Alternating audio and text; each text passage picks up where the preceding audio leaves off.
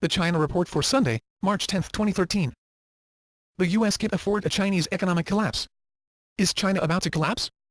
That question has been front and center in the past weeks as the country completes its leadership transition and after the exposure of its various real estate bubbles during a widely watched 60 Minutes exposé this past weekend. Concerns about soaring property prices throughout China are hardly new, but they have been given added weight by the government itself. Recognizing that a rapid implosion of the property market would disrupt economic growth, the central government recently announced far-reaching measures designed to dent the rampant speculation. Higher down payments, limiting the purchases of investment properties, and a capital gains tax on real estate transactions designed to make flipping properties less lucrative were included. These measures, in conjunction with the new government announcing more modest growth targets of 7.5% a year, sent Chinese equities plunging and led to a slew of commentary in the United States saying China would be the next shoe to drop in the global system.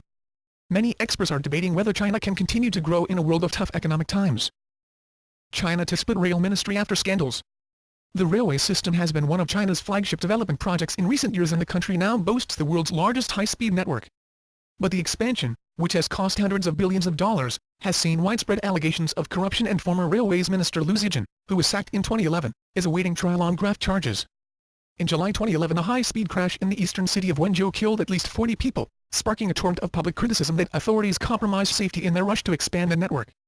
Investment this year is due to reach 650 billion yuan, in January, up 30% on the 2012 budget, although actual rail investment in China usually turns out higher than the planned figure. Can China use continued railway projects to spur growth? We shall see. In China, public anger over secrecy on environment. Microbloggers, state media and even delegates to this week's session of the National People's Congress, the largely rubber-stamp parliament, were already critical of the government for poor air and water quality.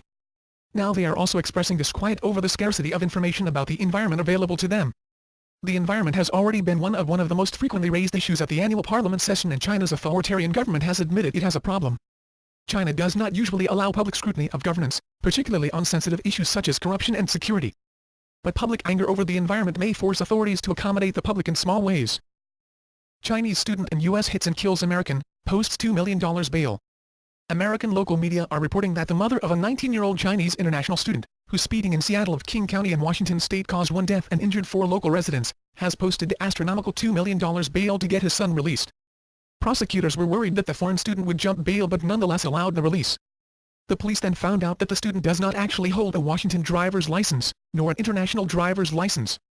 He confessed to police that although he has a driver's license in China, he has never driven in the United States before. There is growing concern over Chinese students' behavior in the U.S.